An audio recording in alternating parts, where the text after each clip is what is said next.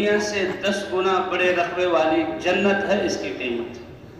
اور وہ جنت، اس کی زمین یہ مٹی والی نہیں ہوگی، اس کی زمین جو ہے مشک کی ہوگی. اس کا گھاس یہ تن کے بن کر ایندھن بن جانے والا نہیں ہوگا، اس کے گھاس زعفران کے ہوں گے. اس کے ادنا درجے کی جنت کے محلات وہ کوئی جو ہے اینٹوں کے، مٹی کے، پتھروں کے نہیں ہوں گے. ایسے محلات ہوں گے جس کی ایک اینٹ سونے کی اور ایک اینٹ چاندی کی ہوگی. ہاں، اتنی بڑی جنت کے. اور جو اعلیٰ اوپر درجے والے ہیں ان کی جنت تو اس سے کہیں زیادہ کہ انسان تصور بھی نہیں کر سکتا. حضرت علی رضی اللہ تعالیٰ عنہ نے فرمایا کہ میں تمہیں اعلیٰ درجوں والے جو جنت والے ہیں ان کے جنت کی درختوں کی صفات بیان کروں. تب کاغذ کیا بیان کیجیے. کہا وہ ایسے درخت ہوں گے کہ ان کی جڑوں سے جنتیوں کے لیے سواری کے لیے گھوڑے نکلیں گے، جڑوں سے گھوڑے، اور ان کی پتوں سے اور شاخوں سے یہاں پھل پھول، وہاں جوڑے نکلیں گے کہ 70 جوڑے بھی جنت والا پہنے تو کوئی بوجھ محسوس نہیں ہوگا. اور ہر جوڑے کا رنگ دوسرے جوڑے سے الگ ہوگا اور دیکھنے والوں کو 70 رنگ نظر آئیں گے. دنیا کے لباس کی کیا حیثیت ہے. اور کہا یہ جو گھوڑے ہوں گے ان کی زینے، ان کے لگام ہیرے جواہرات سے جڑے ہوئے ہوں گے کہ اگر دنیا میں ایک ہیرا لایا جائے تو سورج کی روشنی اس کے سامنے مان پڑ جائے. اور جنتی اس پر سوار ہوگا. اور اتنے بڑے رقبے کی جنت کی سیر کے لیے اس کی رفتار کیسے ہوگی کہ جہاں نظر کا آخری سرا پہنچتا ہے، جہاں تک نظر جاتی ہے وہاں اس کا ایک قدم جائے گا. حضرت علی نے فرمایا میں بتاؤں کہ یہ کن لوگوں کو اللہ عطا فرمائیں گے کہ نچلے درجات والے اوپر والے درجات والوں کو دیکھیں گے. اے اللہ ان کا یہ اکرام اور اعزاز کیسے. میرے بندو تم تو ایمان لائے، کچھ اعمال کیے، میں نے اپنی جو ہے رحمت سے تمہیں بخشا، یہ جنت عطا کی. یہ اوپر والی جنت والے یہ وہ لوگ ہیں کہ جب تم راتوں کو میٹھی نیند سوتے تھے یہ اٹھ کر میرے لیے نمازیں پڑھتے تھے. اور تم دنوں میں خوب کھاتے پیتے تھے، میری نعمتوں کو استعمال کرتے تھے، یہ میرے لیے روزے رکھتے تھے، کثرت سے روزے رکھتے تھے. اور تم اپنے گھروں میں جم کر بیٹھے ہوئے تھے، یہ میرے لیے گھروں کو چھوڑ کر اللہ کے راستے میں نکلتے تھے. چند عرصہ انہوں نے یہ کیا اور آج ہمیشہ ہمیشہ کے لیے میں نے ان کو یہ نعمتیں عطا فرما دی. تو دین کا معنی مالک یوم الدین، بدلہ، وہ مبارک زندگی جس کا تعلق انسان کے دل اور اعضاء اور نعمتوں کے ساتھ ہے، وہ کہ اس کا ہر عمل اس پر اللہ بدلہ دیتے ہیں اور اعمال کا جو ذریعہ ہے اس پر بھی اللہ بدلہ دیتے ہیں. اب عبادات میں سب سے قوت والا حکم نماز ہے. ایمان کے بعد سب سے بڑا درجہ نماز کا. یہ نماز دی کہاں گی، باقی ارکان دنیا میں اترے. نماز اللہ نے اپنے نبی کو عرش پر بلوایا. جی ہاں، جبرائیل علیہ السلام بھی رہ گئے اور اللہ کے سامنے اللہ نے 50 نمازیں دی. موسیٰ علیہ السلام سے ملاقات ہو کر 5 نمازیں رہی. حضور موسیٰ علیہ السلام نے عرض کیا اے محمد صلی اللہ علیہ وسلم ان 5 نمازوں کو بھی کم کرا لو، میں نے امت کو آزمایا ہے، یہ لوگ یہاں نہیں کر سکتے. حضور صلی اللہ علیہ وسلم نے فرمایا اب تو شرم آ رہی ہے کہ 50 سے اللہ نے 5 کر دی اور اس کو بھی میں کم کروا دوں. 5 نمازیں لے کر امت کے لیے چلے ہیں. اللہ کی طرف سے جواب مجھے ندا آئی اے میرے نبی تیری امت نمازیں 5 ادا کرے گی اور ثواب میں ان کو 50 کا عطا کروں گا. 50 نمازوں کا 50 نمازیں ملتی تو کسی کاروبار اور کسی کھانے پینے سونے کا موقع ہی نہ ملتا.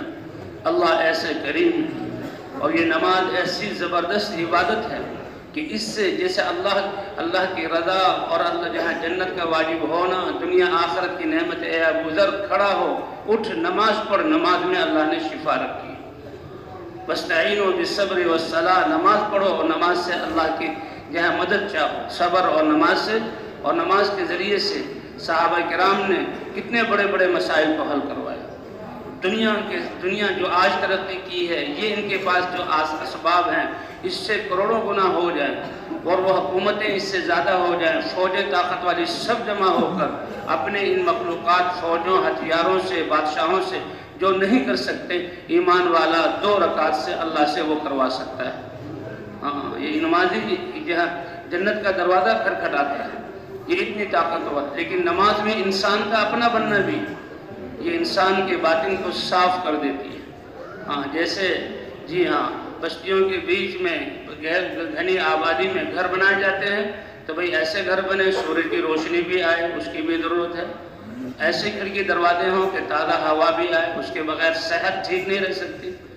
تو اسی طرح نماز انسان کے اندر کی ساری بری خصلتوں کو باہر کر دیتی ہے، اور اللہ کے ہاں جو خصال محمود ہیں وہ نماز اس کے اندر لے آتی ہے۔ جو کسی کی بھی تربیت کرنا چاہے نماز پہ لگا دے، اپنی تربیت کرنا چاہے نماز کا اہتمام کرے، بچوں کی تربیت کو نماز کا عادی بنائے۔ اس لیے ہے کہ 7 سال کا ہو نماز پڑھنا سکھاؤ اور لے چلو اپنے ساتھ، 10 سال کا ہو تو نماز سیکھ چکا ہو، پڑھ رہا ہو، نماز نہ پڑھنے پر وہ اس کو تعدیبی کارروائی کرنا، اس کو ڈانٹنا ڈپٹنا، تاکہ جس دن یہ بالغ ہو جائے اللہ کا حکم پہلی نماز ایسی ہو کہ بہت پیاری اور بنی ہوئی نماز اس کی۔ اس لیے بچوں کو جو ہے سلانا، اس میں ان کی تربیت نہیں ہے، نماز کے لیے اٹھانا، نماز پڑھوانا۔ اب ہم چاہتے ہیں ہمارے تمام شعبے، جی ہاں جتنے بھی شعبے چل رہے ہیں اس میں خرابی ہے اور انسانیت پریشان ہے، وہ ٹھیک ہو جائیں تو شعبے چلانے والوں کو نماز پر لانا ہو۔ نمازیں ان کی ٹھیک ہو گئی تو اللہ ساری ان کی زندگی کو ٹھیک کر دیں گے، کیونکہ نماز 2 رکعت فرض نماز 5 منٹ میں، 7 منٹ میں، زیادہ 10 منٹ میں انسان پڑھ لیتا ہے، لیکن اس نماز پڑھنے کے لیے پاک ہو کر آتا ہے، وضو کر کے آتا ہے، مسجد میں آیا ہے، مسجد میں آ کر دل اور دماغ بھی اللہ کی طرف متوجہ، دل اور دماغ بھی اللہ کی طرف متوجہ، اعضاء بھی اللہ کے حکم کے پابند، 5-7 منٹ کے لیے اعضاء کو اللہ کے حکم کا پابند کر دیتا ہے۔ تو جس نے نماز میں اپنے اعضاء کو اللہ کے حکم کا پابند کرنا سیکھ لیا، اب اس کے قلم سے، اس کی زبان سے، اس کے دماغ سے جو اسکیمیں چلیں گی وہ ایسی چلیں گی ساری دنیا کو فائدہ دینے والی۔ اس کا قلم، ایک قلم جس سے کسی کی جان چلی جائے اور جس سے لاکھوں انسانوں کی تباہی ہو، وہ قلم جہاں صحیح چلے گا۔ اس کے بول جس سے لوگوں میں، قوموں میں لڑائیاں ہو جائیں، اب وہ صحیح چلے گی۔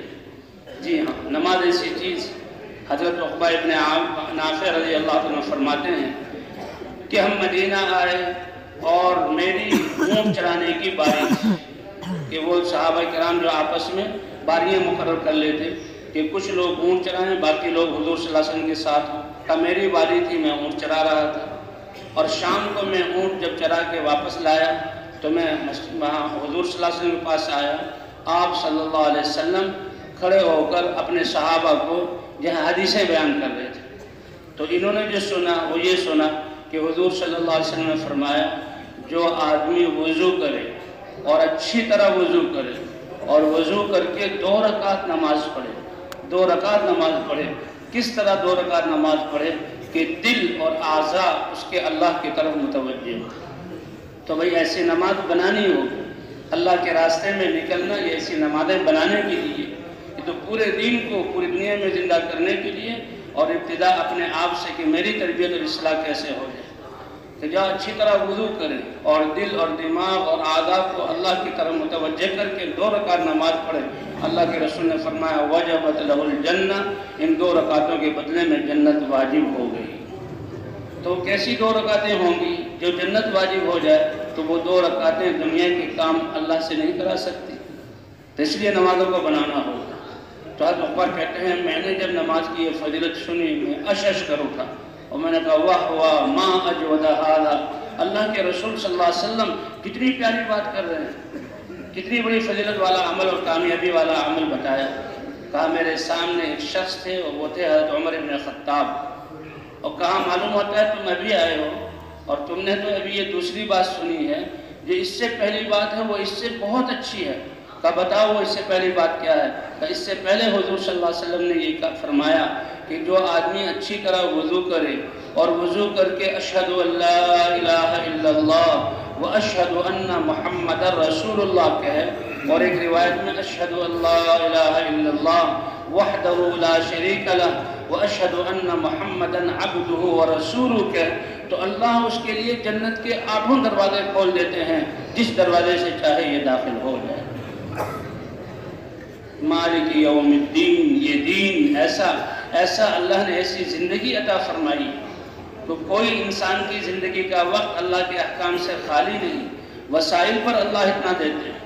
انسان جب وضو کرتا ہے تو اس کے پانی کے ساتھ اس کے گناہ دھلتے، सगायर गुनाह माफ़ हो जाते हैं। उलमा फरमाते हैं कबायर के लिए तो तौबा ज़रूरी है, सगायर गुनाह माफ़ हो जाते हैं। फिर ये मस्जिद की तरफ चलता है। जी हाँ, मस्जिद की तरफ चलता है कि 3 चीज़ें ऐसी हैं ना, यानी जो है नागवारियों पर वज़ू को पूरा करना।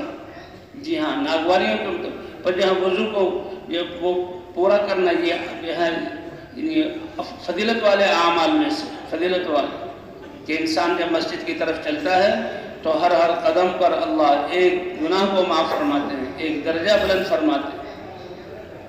कुछ सहाबा थे, मस्जिद नबी के आसपास जगह खाली हो गई बनी सलमा कबीले की, तो उन्होंने ये सोचा कि हम मस्जिद के करीब जगह ले लें, मस्जिद के करीब जगह ले लें ताकि नमाज़ों के पढ़ने में जाना आना आसान हो।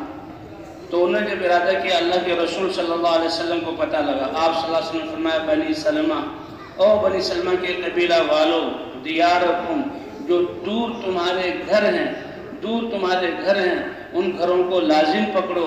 तो तब आसारुकुम, क्योंकि तुम अल्लाह के घर की तरफ जो आते हो, जितने कदम उठाते हो, उसके ऊपर अल्लाह तुम्हें नेकी अता फरमाते, तुम्हारे वो कदम लिखे जाते हैं, तुम्हारे वो कदम लिखे जाते हैं। तो बहरहाल भाई, अल्लाह ताला ने ज़िंदगी गुजारने के लिए दीन मरहमत फरमाया, और दीन ज़िंदगी गुजारने का वो खूबसूरत तरीका जो अल्लाह ने बनाया, और इसमें इंसान की पूरी ज़िंदगी के लिए अहकाम। मुशरिकीन मजाक उड़ाने लगे मुसलमानों का और कहा, लो देखो तुम्हारा नबी तो ऐसा है कि तुम्हें पाखाना करना, इसके आदाब क्या हैं ये भी बतलाता है। सहाबी ने फ़ख्र से कहा, हाँ हमारा दीन ऐसा है कि वो जो है पेशाब पाखाना से लेकर बादशाहत करने तक और नफल इबादत से लेकर हज करने तक सारे अहकाम सिखाता है। अल्लाह के रसूल सल्लल्लाहु अलैहि वसल्लम ने ये इरशाद फरमाया, ये हुक्म फरमाया कि देखो पाखाना पेशाब करते हुए क़िबले की तरफ ना मुंह करो ना पीठ करो, ये आदाब है। और अल्लाह के रसूल सल्लल्लाहु अलैहि वसल्लम ने बताया है, दाएं हाथ से इस्तिंजा मत करो, छोटा और बड़ा धोना पाकिया दाएं हाथ इस्तेमाल ना करो, उसके लिए बायां हाथ है। और फरमाया इस्तिंजा करने में सूखा गोबर और लीद और हड्डियाँ इनको इस्तेमाल न करो। अल्लाह के रसूल ने हत्ता के बैठने का आदाब भी बतलाया। और भाई दुआ कि बैतुल खला में जाने से पहले दुआ और बैतुल खला से निकलने की दुआ, ये दीन ऐसा है जो इंसान की ज़िंदगी के तमाम शोबों को घेरे। तो ये ऐसा अमल है जिसमें अल्लाह का हुक्म ना हो, हज़रत मोहम्मद सल्लल्लाहु अलैहि वसल्लम का तरीक़ा ना हो। जी हाँ, तो ये दीन, लेकिन इस दीन पर चलने की इस्तेदाद ईमान और यकीन से आती है, और अल्लाह ने ईमान और यकीन की जगह दिल बनाया। वफ़ी अनफुसिकुम अफ़ला तुबसिरून, क्या तुम अपनी जानों में गौर व फिक्र नहीं करते? अल्लाह ने तुम्हारी जानों में क्या क्या सलाहियत रखी। तो जैसे शुरू में अर्ज़ किया था, कामयाबी के असबाब अल्लाह ने सब के लिए बराबर दिए। ये ज़ाहिरी मादी नक्शे और ज़ैब व ज़ीनत और माल, इन पर इंसान की कामयाबी का दारो मदार नहीं है। ये तो जिसको मिले हैं, अगर वो इनमें अल्लाह के अहकाम को पूरा करेगा तो कामयाबी मिलेगी। अगर इन सवाब के होते हुए अल्लाह के अहकाम को पूरा न किया तो फिर दुनिया भी गई और आखिरत भी गई। जी हाँ, कारून, उसके पास कितना ज़्यादा माल था कि वो अपने माल को दिखाने के लिए बड़े मैदान में सारे ख़जाने निकलवाता था, और उसके जो स्टोर थे उसकी चाबियाँ इतनी ज़्यादा थी कि एक मजबूत जमात ऊँटों पर